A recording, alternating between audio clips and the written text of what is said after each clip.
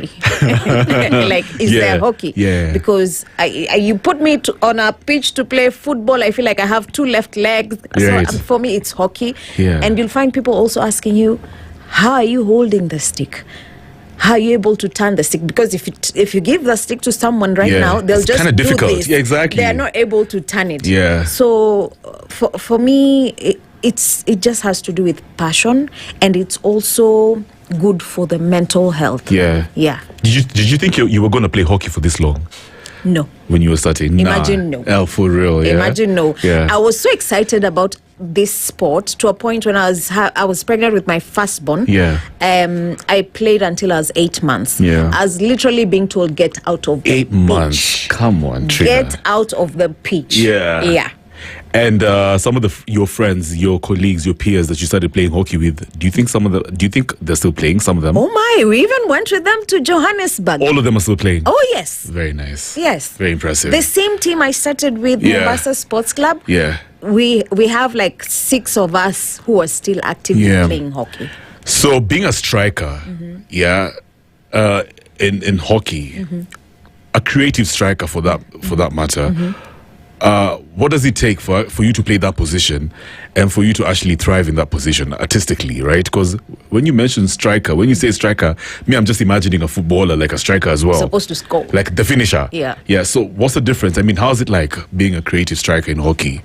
One, in hockey, we have different formations when we're playing the forward line. Yeah. So when you're a creative striker, you're actually supposed to create opportunities to enable other strikers or yourself score. Yeah.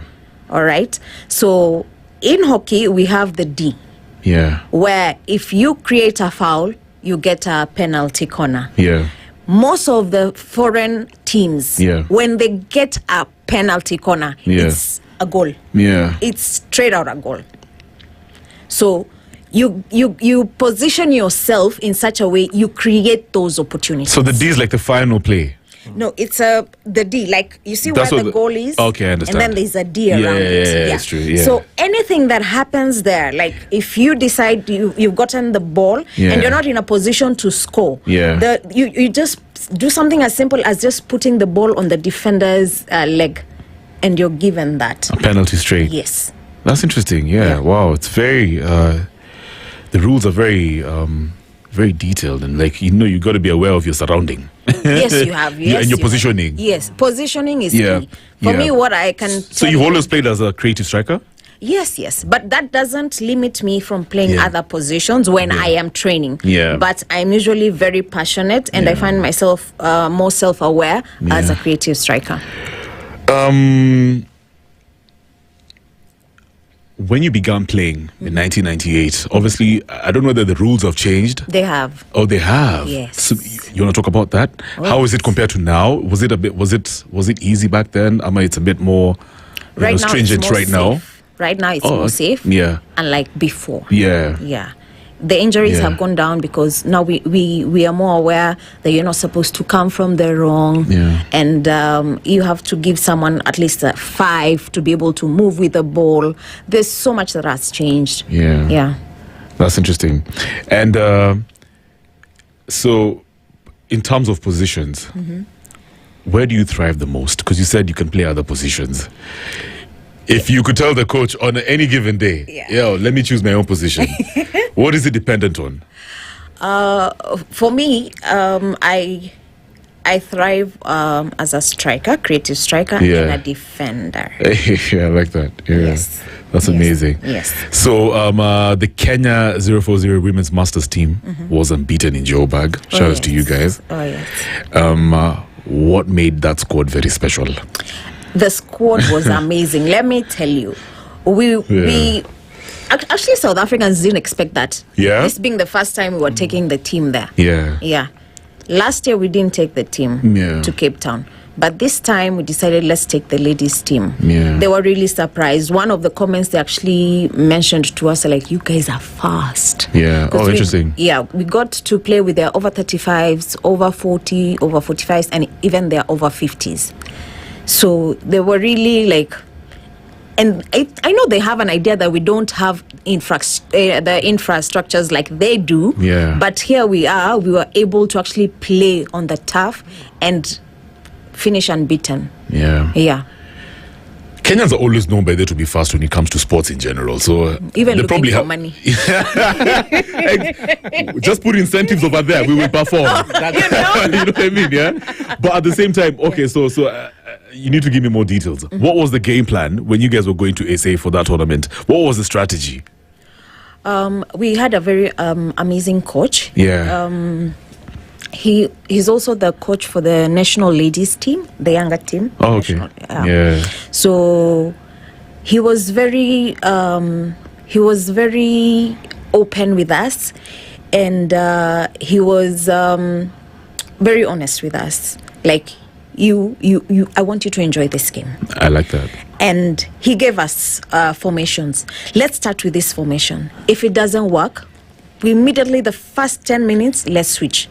Okay. And that is how we managed. Yeah. Yeah. Oh, that's interesting. And I like it when a coach tells you, just enjoy yourselves. This one? Yeah. Like, please. Yeah. You did not come to die. It's not do or die. Yeah. But enjoy yourself. Yeah. And we really did enjoy ourselves on that pitch. I like that. I like that. Because you can express yourself better. Yeah. Yeah. Yeah. So what are some of the lessons that you learned from that experience, of course? And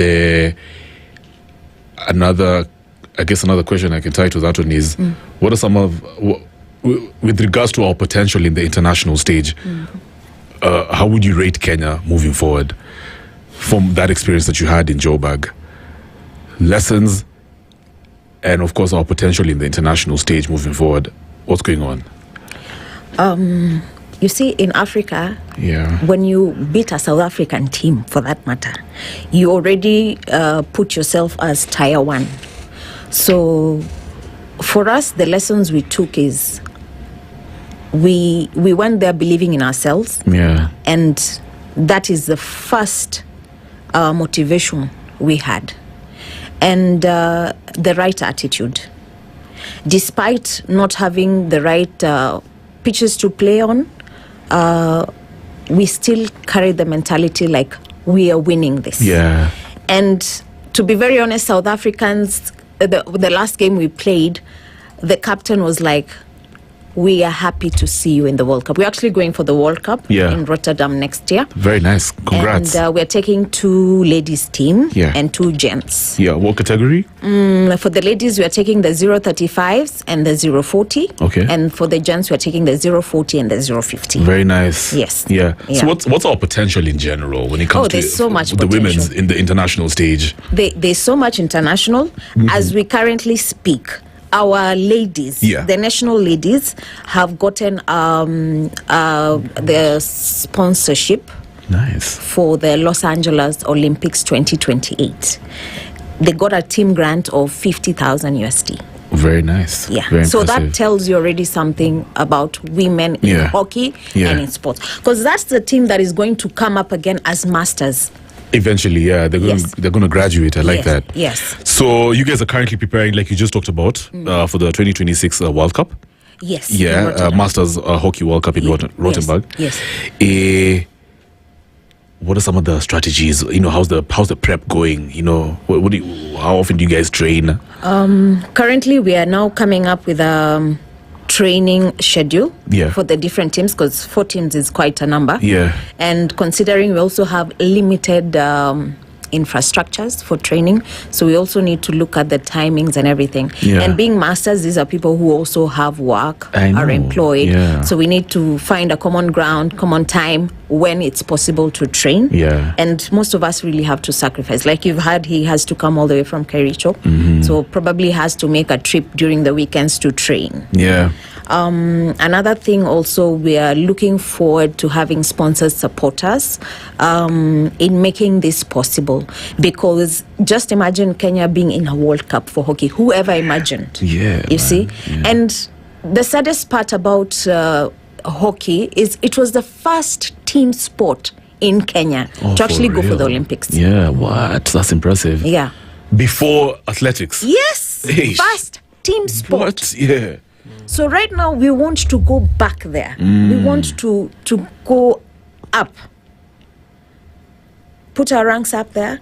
And for me, what I can ask is if we can get corporate sponsors. I mean, who doesn't want to see your brand there? And the games will be live, Yeah. So we just need support because we can't let the government do everything. There can be budget constraints, but when we have people supporting these teams, make Kenya proud. It's something. Even to the young ones, it's motivation. No, I'm with you. I agree with what you're saying. You know what I mean? Yeah, especially in 2025, we definitely have to get back to where we belong. Because we were pioneers as a sport, hockey in the country when it comes to the Olympics. And for me, I'm thinking, as a union, you're the Deputy Secretary General. Yes. Yeah. Where are the opportunities? So maybe there's a sponsor listening to you right now. Yeah, where are the specific opportunities for growth? Forget even about the World Cup in itself. So the one is just jumping into the union. If you were to sit with a sponsor right now, what are we talking about? One and foremost, every sponsor wants to see a return on investment. And some corporates have sports at their very backbone of their corporate values and all that. There are plans. We've reached out, and there are people of goodwill all the way from Egypt. We currently have one person who's even approached us with proposals for the drawings, but they've been very honest. Like, we want to make this place a place where it can sustain itself, but I, as a corporate, I cannot do it alone. And that is Elgon. Elgon came and we can get the turf. We don't have to get it from, I don't know where we'll have to pay a lot of duty. We can get actually from Egypt, where they make very beautiful turfs. Right. Yeah. But now, the amount that we collect as a union, when it comes to the affiliation fees we charge the clubs for the running the leagues and all that, is usually not enough. We want the game to continue, but you see now we are not able to stop the game so that we can get the infrastructure. I agree. Yeah. So for me, I think there's a lot the corporates can do, and they can also gain from these same players. Yeah. Because they can give them employment, yes. Yeah. These are people who can fly their brands higher. We have international players. Yeah. We've had insurance companies that gave small tokens like Takaful Insurance of Africa, CIC, and for me, I'm looking forward for them, for others to come in. We have some that are already reaching out, like, can you please give us your budget? Yeah, so that for us is good because they've seen what we displayed in South Africa. So they're imagining, what if we supported this team? And they're going for the World Cup. I agree. Yeah. That's amazing. Well put. So, as a woman hockey player, what are some of the challenges that women face on and off the pitch that you would like to address? Women hockey players, of course. Okay. For women in hockey, I think we are the strongest women. Very nice. If you ask me. Yeah. Then come the rugby ones. Those ones can lift you up. But us, we can break your bone with that stick. Whoa. Sour. Yeah, but challenges you face as a woman, especially mature woman and young ladies, is you have to balance between work, your own personal life, and being a parent. And if you're a business person as well. Yeah. Can you imagine? That's the biggest challenge. Yeah. Because sometimes, as a master, you're old enough and you'd want to travel to play hockey. The beauty about masters, actually, you get to travel around the world and play hockey. Right. So at some time, we don't depend on the union for funds. Yeah. It's out of passion. Because I want to go to Zimbabwe to play hockey. I want to go to Namibia. Yeah. And just the fact that you go out there, you meet people, you learn people, you even get business opportunities. That's what we saw. Right. For me, we went to Joburg and I was like, yo, these red onions here are expensive like nobody's business. And at home we're buying one at 10 bob. Here a kg is 400. I can't bring my whole lorry and sell. You know, those are some of the opportunities as a mature woman you look at. Right. Opportunities, not just playing, but how you can personally grow. Yeah. Yes. Can you imagine? No. So it's very impressive, by the way. I mean, the fact that, you have all this, you have a lot of balance. Yeah. The work and the sport. I mean, sorry, the work, sports, of course. Yeah. And your own individual life. I don't take it lightly. Yeah. It's very, very impressive.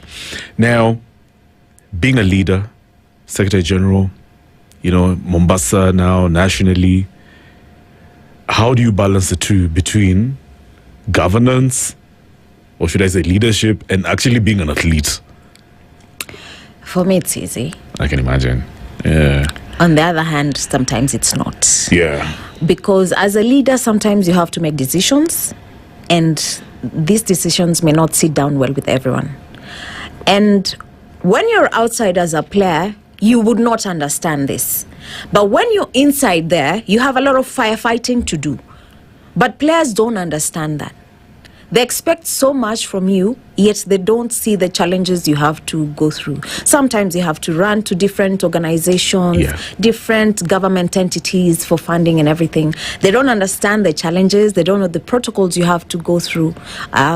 So at times I feel you're not doing anything. Let me ask you something. Mm-hmm. So, I don't know whether you've been following the news, especially when it comes to matters rugby, but in certain sports as well in the country, there's a bit of politics. Oh yes, politics is everywhere. They say, there's a certain bunch of people wanakula tu hapo. Let the youth go and take over the management of the unions. Do you what? I'm not going to call it a specific sport. I kind of mentioned rugby, but yeah. Do you guys also face the same in the union? Oh yes, every single day. For real? Oh yes. The way hockey just seems like it's so chill. Like you guys are, mumejipanga. Oh my God. Cosmetic. Yeah. It happens a lot, and I say it, when you will not feel a pinch of a shoe if you're not wearing it. Oh. Yes. Yeah. But if you were to do budgeting and give clubs, and most clubs are self-sponsored. No one is sponsoring clubs. Very few. But when it comes to the union, everyone wants you to give them money. Right. But they don't ask themselves, where's the union getting that money from? Exactly, I can imagine, yeah. But we're looking at, first, revamping that hockey stadium. Once we revamp, there'll be space to let, there'll be spaces to put up adverts. Then from there, we can actually generate revenue. Yeah. Yeah.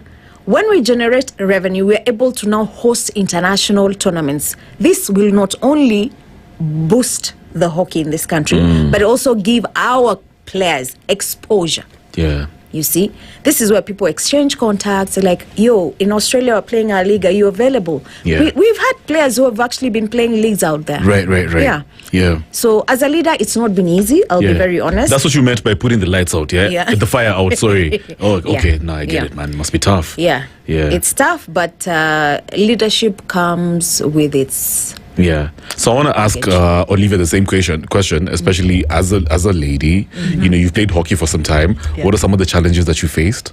I think for me... On and off the pitch? Yeah, I think one of the ones was... Because I've played all through school, university.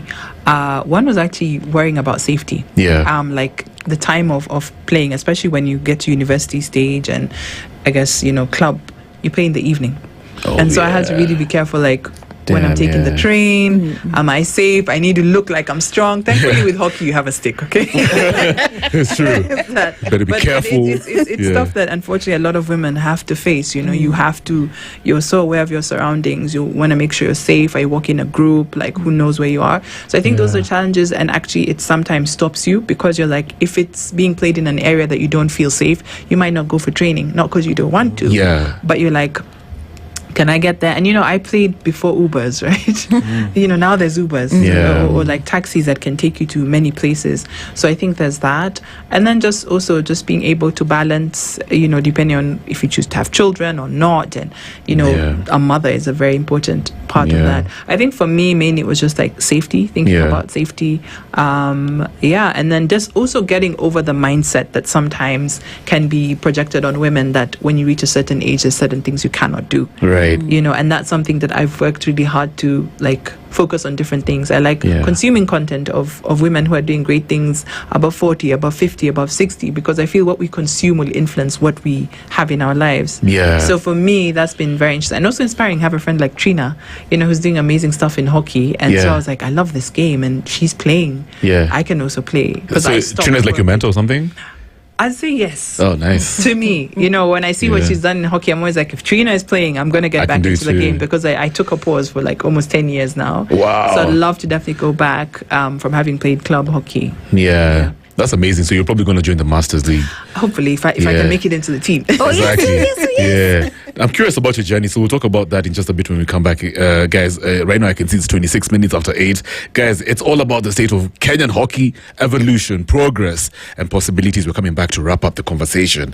Prab is in the building. He's the founder of Performance Hockey Kenya Limited, and Catherine, aka Trina, creative striker, Kenya Hockey Masters 040 Women's, and of course Deputy Secretary General, Kenya Hockey Union. Right now, Lucy Pearl, don't mess with my man, Trinikazi. You are tuned in to Nairobi's #1 soul station.